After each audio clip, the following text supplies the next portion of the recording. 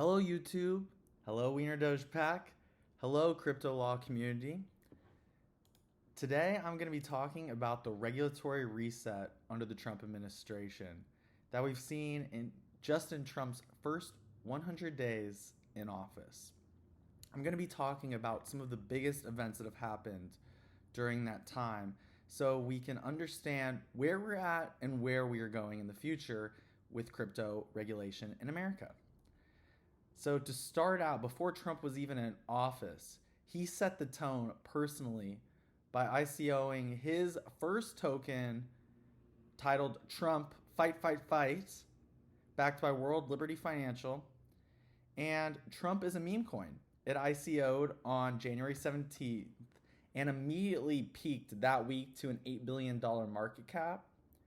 And now it's only about at a $2 billion market cap.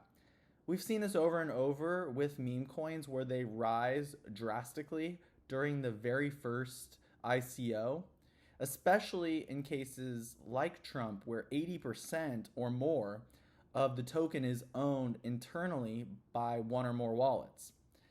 In those cases, when the vast majority of it is already owned and there's only a limited amount of supply of the token to put on the market, there's going to be a huge, exciting push towards getting those tokens left on the market, which will spike the price of the token. That's exactly what happened there. Very quickly after Trump was ICO'd, it was listed on centralized and decentralized exchanges, a variety of them. And we've seen just recently an added utility of Trump, which has caused the token to go back up a little bit, which is access to the United States president. It's likely one of the most important utilities of any project going on, crypto project going on right now in the world.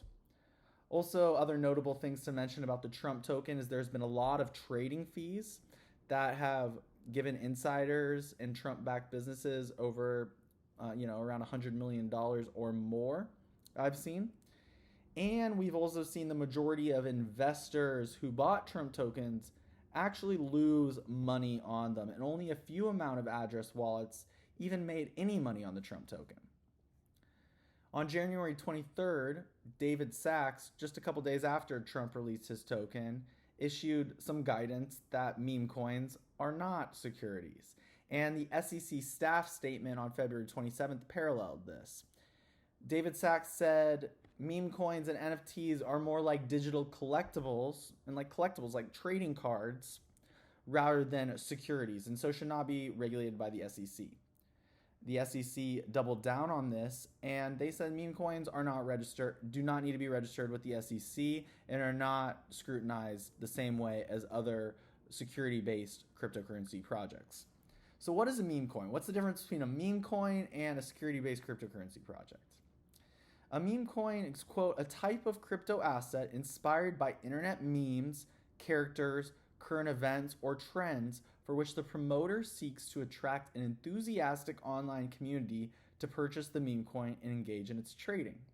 I'm very familiar with this as someone who has multiple cryptocurrency meme coins that I've created so far this year, relying on this exact guidance. And I'll tell you exactly how I was able to fit Lawyer and Wiener within this regulatory framework. So Lawyer was based on the current event of my law firm, Murphy's Law, starting this year. And Wiener Doge was based on the internet meme Dogecoin, which is the biggest meme coin. And Elon Musk has promoted it, as has the Department of Government Efficiency has also seen a reference to Dogecoin. And it also is based on my 1-year-old miniature wiener dog, Stella Luna. And the premise behind Wiener Doge is that I will not sell the majority of the token for the lifetime of my wiener dog. These types of meme coins, the SEC states, are not governed by the same regulatory framework as more traditional security cryptocurrency projects that are focused on a lot of financial utility protocols. And for the same reason, I've created Wiener Doge NFTs, which are available on Solsea. And these are just collectibles for people who love Wiener Doge and love the Wiener Doge pack. All the links will be in the comments to these. Next, we see on March 6, 2025, a United States Strategic Crypto Reserve. This came back to back with the White House Crypto Summit on March 7, 2025, which saw 150 plus industry leaders like Brian Armstrong, CEO of Coinbase, Michael Saylor, chairman of MicroStrategy, now just Strategy, Vlad Tenev, CEO of Robinhood, Brad Garlinghouse, CEO of Ripple, Kathy Wood from ARK, and CEOs from a variety of different cryptocurrency projects and exchanges. Now, back to back, we see an executive order in early March of a strategic Bitcoin reserve in the US digital asset stockpile. This is a massive development for the United States government, saying that we're going to continue seizing Bitcoin and seizing different cryptocurrency assets, but we're no longer going to auction and sell those off. Instead, we're going to acquire them and keep those for a strategic long-term investment purpose. And so the Treasury and the Commerce Department cannot sell this cryptocurrency, and the United States will continue to gain Bitcoin and try to grow that stockpile and Bitcoin reserve over time. One thing that's interesting to note, especially because Trump is the president and there's been an emphasis on tariffs so far this year, is that the United States and China are the two countries with the largest Bitcoin holdings. The US government right now owns about $20 billion, or about 200,000 Bitcoin, and China is very close second. So there's going to be some potential competition between major countries in acquiring Bitcoin as part of a national Bitcoin reserve. We've also seen a number of public companies adopting strategy of collecting Bitcoin on their balance sheets. So this is massive. The U.S. digital asset stockpile also notably will include Ethereum, Ripple, Solana, and Cardano. It's very interesting. Those cryptocurrencies that were selected are all based in America for the most part. I thought Solana was especially an interesting choice given the fact that Solana has Trump's own cryptocurrency project based on it, and my cryptocurrency projects are based on it. And Solana has really seen a lot of enthusiasm in the market this year based on meme coin trading in general. But there's also idea of tokenizing stocks and tokenizing real life products, and a lot of utility on Solana. One thing that's great about Solana, unlike some other blockchains, is there's very little transaction fees, and so it makes the digital it makes paying money across the world so fast and so easy. And it also enables a lot of protocols that can exist and layer 2 tokens that can exist on top of Solana because they're not burdened by heavy fees. And Solana, notably, the foundation owns a lot of their own tokens, and there's not so much clarity on that. So maybe that's potentially why, after initially announcing the U.S. digital asset stockpile, the president retraced a bit and the industry focused primarily on a Bitcoin reserve, which I predicted was going to happen in November after Trump spoke at a Bitcoin conference. And we've seen this continue to play out. And it'll be interesting to see if the United States does more than just keep the forfeited Bitcoin that it receives, but whether it will continue to aggressively expand and accumulate Bitcoin outside for otherwise forfeited Bitcoin assets. So the next topic is the Stablecoin Legislation. Initially, I predicted there would be bipartisan support, which there was. We've seen the Genius Act in the Senate and the Stable Act in the House. Both of these would establish a regulatory framework for certain payment stablecoins. Stablecoins, we've seen their utility and also the importance in backing the United States dollar. But we've seen potentially no longer bipartisan support after Trump's World Financial Liberty stablecoin, USD1, which is redeemable 1v1 with US dollar and is backed by short-term treasuries. We've seen the Democrats worry about Trump's business entanglements with this stablecoin, and specifically a stablecoin deal that was reached when Trump went to the Middle East recently. Now, I do think that there is a high likelihood that bipartisan stablecoin legislation is reached in the Trump administration, most likely sooner rather than later. We've seen a lot of promising pieces of legislation move through the House, and so it'll be interesting to see how the Senate approaches that legislation and whether there will be anything that can get bipartisan support. Basic frameworks about algorithmic stablecoins should absolutely be addressed. Certain disclosure frameworks. We've also on this topic seen Circle really explode, and the amount of USDC explode, and USDT Tether has also been seeing a lot of growth so far in 2025. And so I think the major stablecoin players will continue to see a growing push and growing utility where United States is becoming friendlier to crypto in general. Next, let's talk about the massive regulatory shift, the reset in the actual scrutiny.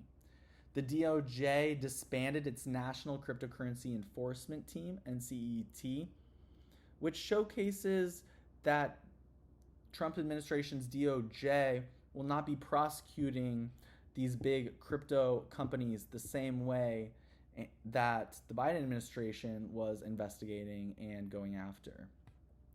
On April 7, 2025, Deputy Attorney General Todd Blanche issued a memorandum titled Ending Regulation by Prosecution, which announced the immediate disbandment of the NCET, which was originally established in 2021 under the Biden administration to combat the criminal misuse of cryptocurrencies and digital assets. And the DOJ's new policy redirects focus towards criminal activities involving terrorism financing, narcotics trafficking, organized crime, cyber criminal hacking is a very important subject that will continue to be a theme of 2025, as we've already seen, and it's how I've seen also. You can type in Liam Murphy Phantom Wallet if you want to learn more information about my own case that's going on involving cyber criminal hacking. And we've seen a reset in initiatives towards the DOJ's Criminal Division's Computer Crime and Intellectual Property section.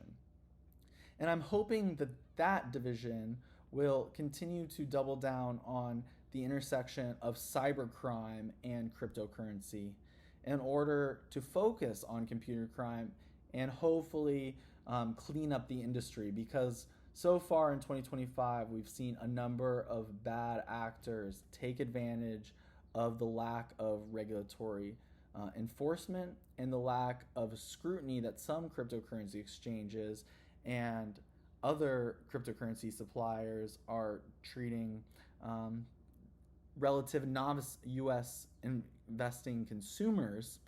And so I'm predicting that we'll see an increased initiative on the bad actors and going after those individuals and holding them responsible. While on the other end, while the real bad guys, the cyber criminals, will hopefully be going after in America, we have seen the SEC issue kind of no action guidance and definitely signs towards deregulation by dismissing or settling prior enforcement actions that Gary Gensler's SEC was responsible for.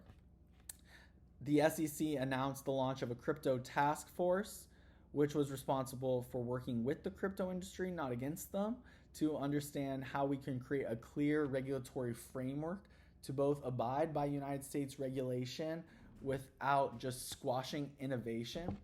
And so we've seen the SEC dismiss or settle cases involving Binance, Coinbase, Ripple Labs, Kraken, Uniswap, Robinhood Crypto, OpenSea, Crypto.com, the founders of Tron, BitMEX, others. There has been a whole entire reset with which the SEC and the CFTC are going after the crypto industry. And instead they're attempting to work with the crypto industry in order to create a framework that's easier to follow. The biggest criticism from the current regulatory standpoint compared to the prior one under the Biden administration is the current current regulatory regime is not going to be bringing enforcement actions first. And then that create the law. They're hoping to create the law, hopefully through congressional action, but also through a series of roundtables, which you should definitely be watching to understand insights from top professionals on what's going on with crypto regulation in America. But also, they're hoping to create a clear regulatory framework with the help of Congress, crypto task force, and industry professionals to create a framework that we can all follow so we can spread the positives of this amazing Web3 technology so people like me can develop cryptocurrencies for fun as meme coins without being subject to criminal or regulatory scrutiny. And also, so the big crypto players in America are encouraged to bring business onshore to expand by innovation here in a safe way that's not going to harm United States consumers. That's my first update. There's going to be a series of these updates over the coming weeks, and I hope you stay tuned because we're going to be learning and exploring a lot together. I'm starting my own crypto law practice. I'm going to be writing articles about the crypto industry and specifically United States regulation on the crypto industry.